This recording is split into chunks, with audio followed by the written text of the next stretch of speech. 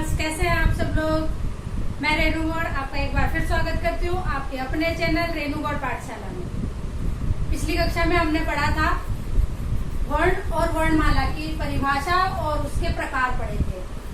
अब मैंने आपको स्वर और व्यंजन बताए थे। अब मैं आपको बताऊंगी कि स्वर को कैसे, जो अयोगवाह होते हैं उनको स्वर में क्यों नहीं रखा जाता और व्यंजन में क्यों नहीं रखा जाता, और व्यंजन कितने प्रकार के होते हैं, किस तरीके से उनको, और स्वर भी कितने प्रकार के होते हैं, किस तरीके से उनको डिवाइड करा जाता है, ये मैं आज आपकी कक्षा में बताऊंगी। तो देखिए, सबसे पहले बताएं कि आपके जो स्वर होते हैं वो सबसे पहले हम लिखेंगे ह्रस्व स्वर, दूसरा लिखेंगे दीर्घ स्वर, और तीसरा एक और हम एक और पार्ट में हम इसको विभाजित कर सकते हैं। उसका ज्यादातर जो प्रयोग होता है वो संस्कृत भाषा का जब हम इस्तेमाल करते हैं तो उसमें उसका इस्तेमाल होता है, लेकिन स्वर का प्रकार ही वो है आपका प्लुत स्वर। तो इस तरीके से स्वर के 3 प्रकार हो गए, दीर्घ, ह्रस्व, दीर्घ और प्लुत स्वर। अब तो ह्रस्व स्वर है, ह्रस्व स्वर में कौन से आते हैं? ह्रस्व का मतलब होता है छोटा। तो उच्चारण के आधार पर मैं आपको बता रही हूँ कि ये उच्चारण के आधार पर है।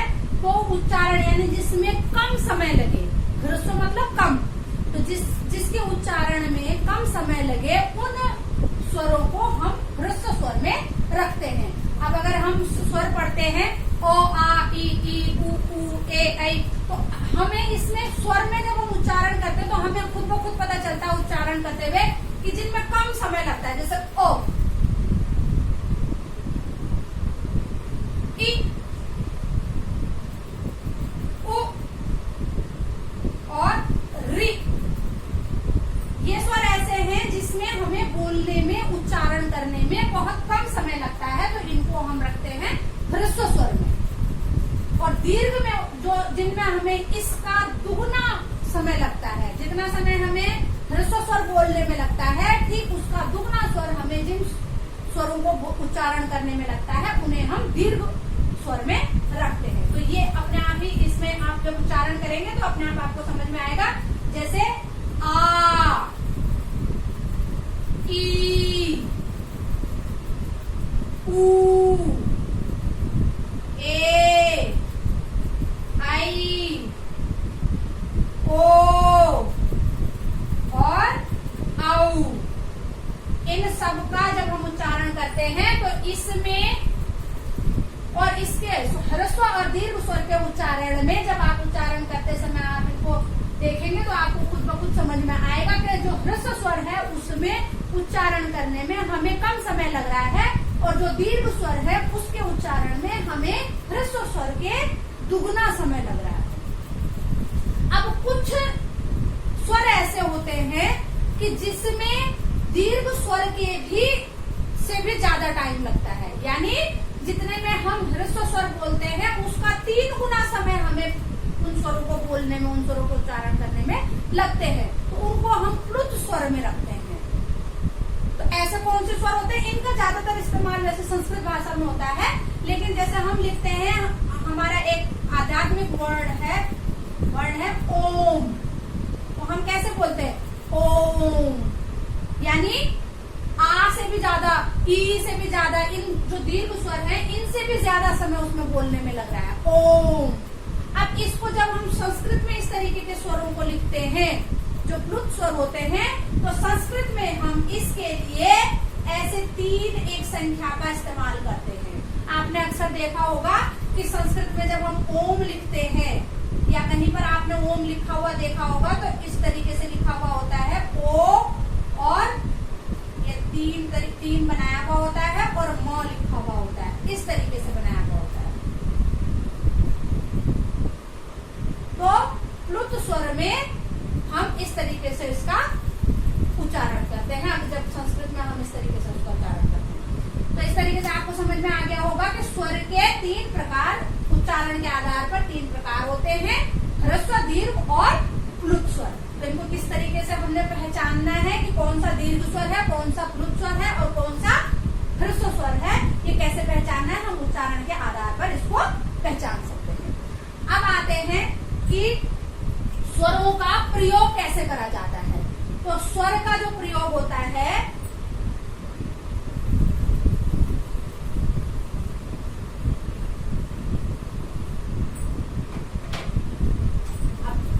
अगला पॉइंट आपका आता है कि प्रयोग कैसे करते हैं इनका। यानी स्वर का प्रयोग हम कितनी तरीके से कर सकते हैं। तो इसका स्वर का प्रयोग, हम स्वरों का जो प्रयोग है हम कितने 2 तरीके से कर सकते हैं। पहला प्रयोग है मूल रूप में, और दूसरा जो प्रयोग है, दूसरी तरीके से हम कर सकते हैं इसको मात्रा के रूप में।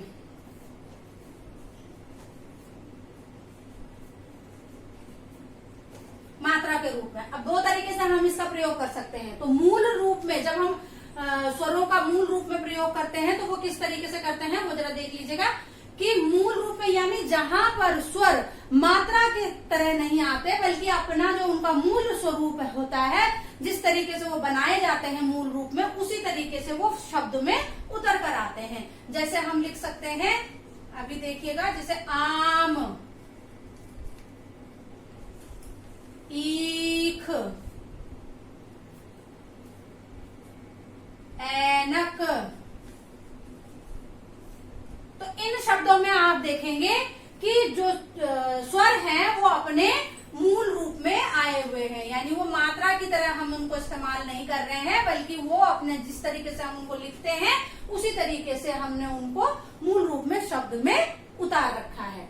दूसरा तरीका है उनके प्रयोग का कि इनको हम मात्रा के रूप में प्रयोग करते हैं। अब जैसे कि आप लोग जानते हैं कि स्वरों की मात्राएं कैसे लगती है। आ की मात्रा एक खड़ी डंडी होती है, छोटी ई की मात्रा, बड़ी ई की मात्रा, छोटे ऊ की, बड़े ऊ की,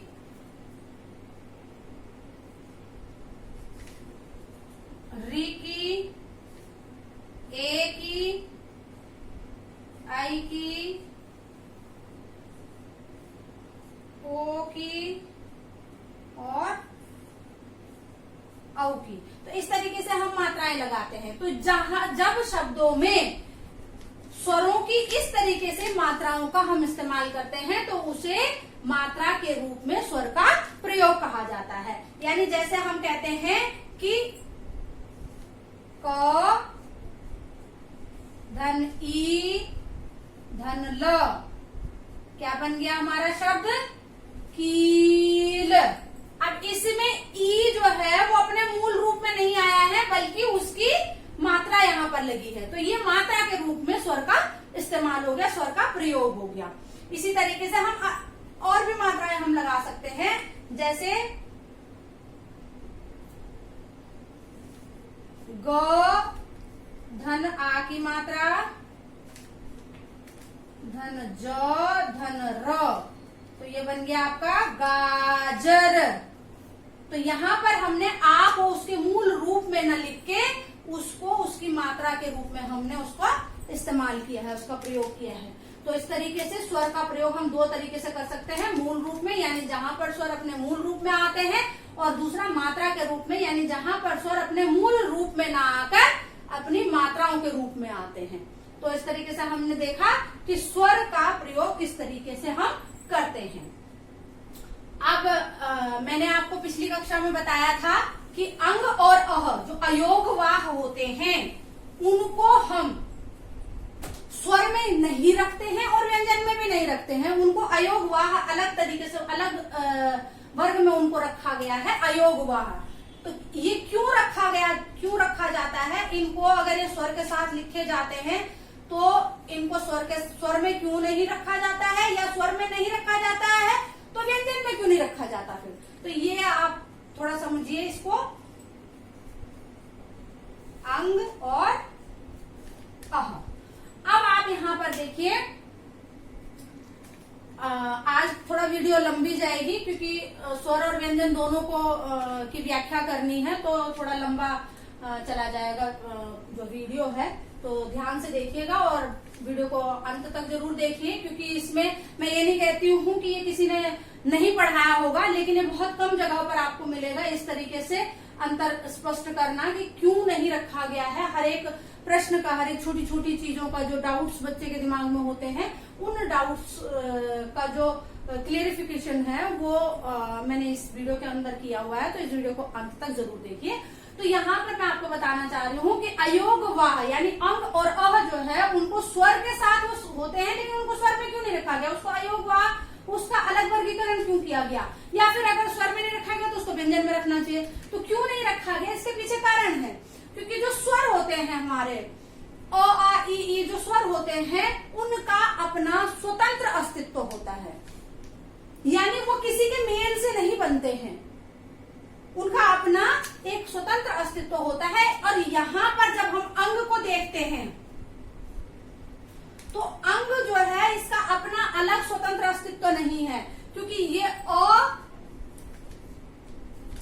धन अंग की मात्रा से बना हुआ है, या अह जो है उसका अपना अलग अस्तित्व नहीं है, ये अ धन विसर्ग से बना हुआ है। तो अब इस तरीके से अगर हम देखें तो ये दो उससे मिलके बन रहा है, ये अपना इसका अपना स्वतंत्र अस्तित्व नहीं है। यानी अगर हम अंग की बिंदु का अस्तित्व देखें तो अलग से उसका कोई अस्तित्व नहीं है, जबकि वो अ के साथ जुड़ता नहीं है, किसी भी व्यंजन के साथ नहीं जुड़ता है, और ऐसे ही विसर्ग का भी है। तो इनका अपना स्वतंत्र अस्तित्व नहीं है, ये अ के साथ मिलकर अंग और अह बना रहे हैं, तो इसलिए हम इसको स्वर में नहीं रख सकते हैं। और ठीक इसी तरीके से इसको व्यंजन में, अब आप कहेंगे कि अगर स्वर में नहीं रख सकते तो व्यंजन में रख सकते थे। तो अब आप ये सोच रहे होंगे कि अगर इसको हमने अंग और अह को स्वर में नहीं रखा तो कोई बात नहीं, हम व्यंजन में उसको रख सकते थे। अब इसको व्यंजन में क्यों नहीं रखा जाता है वो भी मैं आपको स्पष्ट कर देती हूँ कि इनको व्यंजन में इसलिए नहीं रखा जा सकता है क्योंकि इनकी व्यंजन में क्या होता है, व्यंजन की किसी की भी मात्रा नहीं लगती है। अगर आप देखेंगे क से लेके और अक्षर ज्ञ तक आप किसी को भी देख लीजिए, किसी वर्ण की मात्रा किसी दूसरे पे लगती है, नहीं लगती है, क्योंकि मात्राएं केवल स्वरों की लगती है। तो इसमें जो है इसका क्या होता है कि जब हम देखते हैं तो इसमें ये व्यंजन में इसलिए नहीं आता क्योंकि इसकी जो ये मात्राएं हैं ये व्यंजन में लगती है, तो ये स्वर का काम भी करते हैं, ये स्वर की तरह भी व्यवहार करते हैं। जैसे क प्लस अंग की मात्रा प्लस ग प्लस न, तो आपका बन गया कंगन। अब ये मात्रा लग रही है, इसमें ये मात्रा लग रही है, तो इसलिए इसको व्यंजन में नहीं रखा जा सकता। यानी ये मात्रा की तरह भी इस्तेमाल करा जा सकता है, और ये स्वर के साथ, क्योंकि ये स्वर के साथ रखे जाते हैं, स्वर की तरह इनकी मात्राएं लगती है, तो इसको व्यंजन में भी हम नहीं रख सकते हैं। तो अब आपको ये क्लियर हो गया होगा कि अयोग वाह को जो है स्वर के साथ होते हुए भी स्वर के साथ क्यों नहीं रखते हैं, या फिर स्वर में नहीं रखते तो व्यंजन में क्यों नहीं रखते हैं। ठीक है, तो इसको समझिएगा, थोड़ा बारीकी से समझ के देखिएगा इसको। अब इसके बाद हम कहते हैं व्यंजन पर आते हैं हम। अब जैसे हमने स्वर के बारे में पढ़ा कि जो स्वर के प्रकार होते हैं वो किस तरीके से होते हैं, ह्रस्व, दीर्घ और प्लुत स्वर, ऐसे ही हम व्यंजन के बारे में पढ़ेंगे कि व्यंजन को अगर देखें हम तो उच्चारण के आधार पर हम व्यंजन को कितने भागों में बांट सकते हैं, दो भागों में बांट सकते हैं। एक भाग होता है इसका अल्प प्राण और दूसरा भाग होता है इसका महा प्राण। अब इसमें नाम से ही हमको पता चल रहा है अल्प प्राण। अल्प का मतलब क्या होता है, छोटा या थोड़ा। महा का मतलब क्या होता है, ज्यादा या बड़ा। तो इसमें हमें अपने आप से पता चल रहा है कि जहां पर कम या छोटी या कम एनर्जी की, कम ऊर्जा की आवश्यकता होती है, जिनको बोलने में कम समय लगता है और कम एनर्जी की आवश्यकता होती है, उन व्यंजनों को हम अल्प प्राण में रखते हैं। और जिन व्यंजनों के उच्चारण में हमें ज्यादा ऊर्जा की आवश्यकता होती है, उन्हें बोलने में ज्यादा समय लगता है बजाय कि इनके अल्प प्राण व्यंजनों के, तो उनको हम किस में रखते हैं, महाप्राण में रखते हैं। महाप्राण के अंतर्गत उनको रखा जाता है। तो अब हम देखिए इनके उच्चारण के साथ हम इनको समझ सकते हैं कि अल्प प्राण में जैसे हम लिखते हैं क, ग, च, ज, इनको बोलने में, जो ये व्यंजन है इनको बोलने में थोड़ा कम समय और कम ऊर्जा का इस्तेमाल हो रहा है। जबकि अगर हम इसकी जगह ख बोले, क में और ख में, देखिए ज्यादा ऊर्जा का इस्तेमाल किस में हो रहा है, ख में हो रहा है। तो ख हमारा किस में आ जाएगा, महाप्राण में। घ में भी हमें ज्यादा ऊर्जा की आवश्यकता है, तो ये भी हमारा महाप्राण में आ जाएगा। छ, इस तरीके से आप देखिए कि जिन व्यंजनों में जितने भी व्यंजन हम उच्चारण करते हैं तो हमें उनका उच्चारण करते समय अपने आप समझ में आता है कि जिनमें कम ऊर्जा की आवश्यकता होती है, यानी जो आसानी से बोले जा सकते हैं और कम समय में बोले जा सकते हैं, उनको हम अल्प प्राण के अंतर्गत रखते हैं। और जो जिनमें ऊर्जा ज्यादा लगती है और जिनमें बोलने में थोड़ा सा ज्यादा टाइम लगता है, उनको हम महाप्राण के अंतर्गत रखते हैं। इसमें क्वेश्चन बनता है कई बार कि किस तरीके, जैसे आपको व्यंजन दे दिया जाता है कि झ जो है, इसको बताइए ये किस तरीके का, उच्चारण के आधार पर स्पष्ट कीजिए कि झ किस तरीके का व्यंजन है। तो आपको बताना पड़ेगा कि झ किस तरीके का व्यंजन है। जब हम झ बोल रहे हैं तो इसमें क्या है, जो ऊर्जा है उसका ज्यादा इस्तेमाल हो रहा है, इसलिए ये किस में आएगा, महाप्राण में आएगा, महाप्राण व्यंजन में आएगा। तो इस तरीके से आप बता सकते हो व्यंजनों के उच्चारण के आधार पर जो है कि हम किस तरीके से किस व्यंजन को किस प्रकार में रखें। तो ये आपको समझ में इतना आ गया होगा, अल्प प्राण और महाप्राण। अब मैं इसके अंदर आपको एक चीज और बताऊंगी कि हर व्यंजन का, कई बार आप लोगों को प्रश्न पूछा जाता है कि व्यंजन का उच्चारण स्थान बताइए। कई सारे व्यंजन होते हैं, जितने भी आपके वर्णमाला में जितने भी व्यंजन हैं, तो उन व्यंजनों को जो है आपको पूछा जा सकता है, कई बार एग्जाम में पूछा जाता है कि बताइए ख का उच्चारण स्थान कौन सा होता है या ज का उच्चारण स्थान कौन सा होता है। तो ये किस तरीके से आप बताएंगे वो मैं आपको एक बार समझा देती हूँ कि जैसे हम अगर शुरुआत करें व्यंजनों की, तो क वर्ग जो है हमारा, क उसमें कौन कौन से आते हैं, ख, ग, घ और ग, क, ख, ग, घ, ग। तो अगर हम इनका उच्चारण देखें, उच्चारण करते हुए जब हम इसको बोलते हैं और इसको उच्चारण करते हुए जब हम देखते हैं, तो हमें महसूस होता है कि क, ख, ग, घ, इनकी ध्वनि कहाँ से निकल रही है। जब हम इसको उच्चारित कर रहे हैं तो इसकी ध्वनि कहाँ से निकल रही है, हमारे कंठ से निकल रही है। तो इनका जो उच्चारण स्थान हो जाएगा वो क्या हो जाएगा, कंठ। कंठ इनका उच्चारण स्थान हो जाएगा। ऐसे ही हम च वर्ग को देखते हैं, च, छ, ज, झ और य, च, छ, ज, झ, य। अब इनके उच्चारण के समय आप देखिए कि च, छ, तो हम जब इनको उच्चारित करते हैं तो हम देखेंगे कि हमारी जो जीभ है वो तालु पर को स्पर्श कर रही है, लेकिन तालु को कहाँ पर स्पर्श कर रही है, न वो दांतों से टकरा रही है और ना तालु के पीछे वाले भाग में जा रही है, वो दांत के पास में तालु के अग्र भाग पर टच हो रही है, अग्र भाग को छू रही है। तो इसको आगे वाले हिस्से को छू रही है, तालु के आगे वाले हिस्से को छू रही है।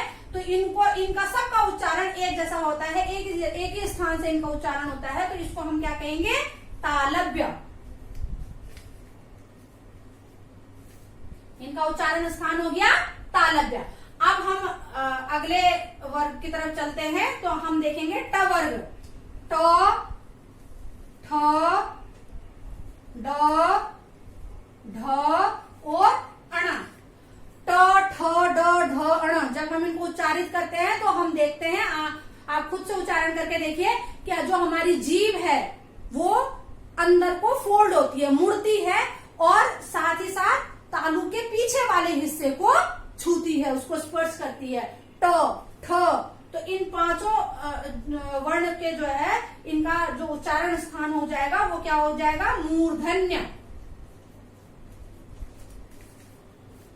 मुड़ती है, इसमें जीभ जो है अंदर को मुड़ती है और तालु के पिछले वाले हिस्से को छूती है, तो इसलिए इसका उच्चारण स्थान हो जाएगा मूर्धन्य।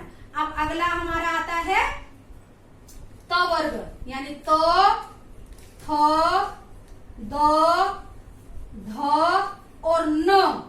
अगर हम इनके उच्चारण को देखें तो कैसे होता है, त, थ, द, यानी जो जीभ है, आपकी जो जीभ है वो दांतों से लगती है, तालू के अग्रभाग से होता है, दांतों से टकराती है। त, थ, द, ध, तो इनका जो है, इनका उच्चारण स्थान कहाँ पर हो जाएगा, दंत्य, दांत, दांतों में हो जाएगा। ठीक है, तो इनका उच्चारण स्थान हो गया दंत्य।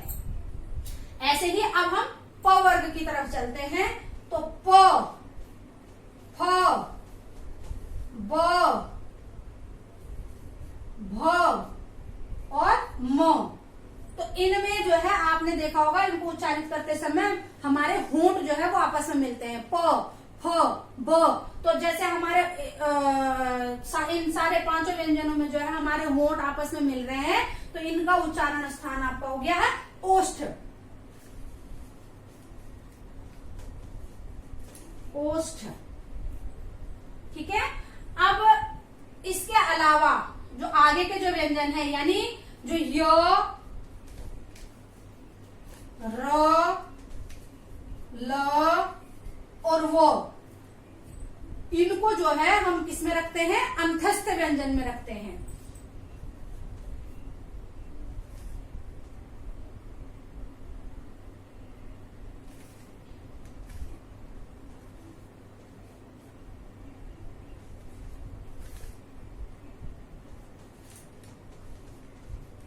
अंतस्थ व्यंजन में रखते हैं। अंतस्थ व्यंजन में इनको क्यों रखते हैं, क्योंकि जब हम इनका उच्चारण करते हैं य, र, ल, तो इसमें मुंह भी ज्यादा नहीं खुलता है और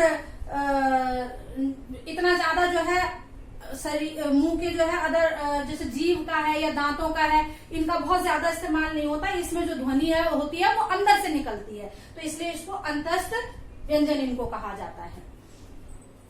तो इस तरीके से आपको ये चीज इतना समझ में आया होगा। अब आगे जो है यहां से मैं थोड़ा सा हटा देती हूँ, आगे आपको श वाले व्यंजन आपको बताती हूँ। अब नेक्स्ट आपका आता है जो तीनों श होते हैं और ह होता है, यानी श, श, स और ह।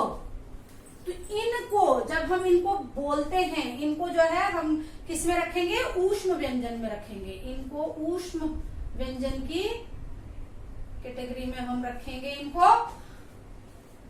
लेकिन अब क्यों रखेंगे इनको ऊष्म व्यंजन में, क्योंकि जब हम इनका उच्चारण करते हैं तो इसको उच्चारित करते समय, इन सारे व्यंजनों को उच्चारित करते समय ऊष्मा निकलती है और एनर्जी भी, ऊर्जा भी ज्यादा लगती है। यानी जैसे श, श, ह, तो जब भी आप इसको उच्चारित कर रहे हैं तो एक ऊष्मा जो है वो मुंह से बाहर निकल रही है, तो इसलिए इनको ऊष्म व्यंजन में इनको रखा जाता है। उसके बाद आपके आते हैं संयुक्त व्यंजन।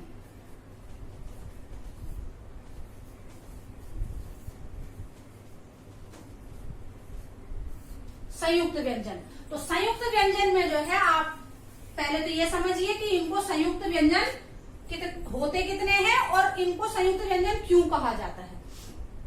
तो संयुक्त व्यंजन होते हैं, 4 संयुक्त व्यंजन होते हैं, अक्ष, त्र, ज्ञ और श्र। ये 4 जो है आपके संयुक्त व्यंजन होते हैं। अब पहले एक चीज समझिए कि इनको संयुक्त व्यंजन क्यों कहा गया है। नाम से पता चल रहा है संयुक्त का मतलब जुड़ना। जब 2 व्यंजन आपस में जुड़कर एक व्यंजन का निर्माण करते हैं तो उसको हम क्या कहते हैं, संयुक्त व्यंजन कहते हैं। तो जैसे हम देखेंगे क्ष, अक्षर सिंगल अपने आप में एक अकेला व्यंजन नहीं है, बल्कि ये क, धन, श, इन 2 व्यंजनों के मिलने से क्ष का निर्माण होता है। ऐसे ही त्र, त, धन, र, तो त्र बनता है। यहां भी 2 व्यंजन मिलकर एक व्यंजन का निर्माण कर रहे हैं। ऐसे ही ज, धन, य, ज और य के मिलने से ज्ञ का निर्माण हो रहा है। और ऐसे ही श्र है, तो यहां पर हमारी शलजम वाली श्र आएगी, धन, र। तो इस तरीके से हर एक व्यंजन के निर्माण में दो दो वर्ण का इस्तेमाल हो रहा है, इसलिए इनको हम किसमें रखते हैं, संयुक्त व्यंजन में रखते हैं। तो इतना आपको समझ में आ गया होगा कि व्यंजन पूरे जो है ये किस तरीके से किस किस वर्ण में किस किस वर्ग में रखे गए हैं, क्यों रखे गए हैं, उनका रखने का लॉजिक क्या है। अब मैंने पिछली कक्षा में आपको एक और बताया था कि दो व्यंजन अन्य व्यंजन होते हैं, तो उनको भी मैं आपको बता देती हूं कि जो दो अन्य व्यंजन होते हैं वो कौन कौन से होते हैं। अन्य व्यंजन, अब ये जो अन्य व्यंजन होते हैं इनका एक और नाम होता है द्विगुण व्यंजन। द्विगुण व्यंजन, अब द्विगुण व्यंजन ये जो नाम है ये ही अपने आप में इसको बता रहा है कि अन्य व्यंजन होते क्या है। ये दो होते हैं, एक ड़ होता है और एक ढ होता है। इन दो को अन्य व्यंजनों के अंतर्गत रखा जाता है, जिनको कि द्विगुण व्यंजन भी कहते हैं। अब इसको द्विगुण व्यंजन क्यों कहते हैं पहले ये समझ लीजिए, फिर आगे इसको समझने में आपको आसानी रहेगी। तो इनको द्विगुण व्यंजन इसलिए कहते हैं क्योंकि ये दो तरीके से व्यवहार करता है। जैसे अदर जो हमने अभी तक व्यंजन पढ़े हैं वो एक ही जैसे जहां पर लगेंगे जैसे जैसे उनका स्वरूप है वो उसी तरीके से लगते हैं, लेकिन जो ये जो व्यंजन है, ये दो व्यंजन है, ये दो तरीके से व्यवहार करता है, यानी कि इनका प्रयोग स्थान जो है वो इनके स्वरूप में परिवर्तन लेकर आ जाता है। यानी जैसे अगर अब मैं इसको उदाहरण से आपको समझाऊंगी, मैं ये बताती हूं कि जो ड़ है, ड़ जो है वो अगर शब्द के शुरुआत में आता है तो ये अपने मूल रूप में होता है, लेकिन अगर ये शब्द के बीच में और अंत में चला जाता है तो ये अपना स्वरूप बदलकर ड से ड़ कर देता है। यानी अगर मैं एग्जाम्पल देखूं तो हम कहते हैं डमरू, लिखते हैं हम, तो ये शुरुआत में है, इसका मूल रूप है। या इसको अगर हम दूसरा कोई शब्द ले, डलिया, तो यहां भी ये अपने मूल रूप में है। अब अगर इसको हम बीच में या मध्य में या अंत में लेकर जाते हैं तो ये अपना स्वरूप चेंज कर देता है। जैसे हम कह सकते हैं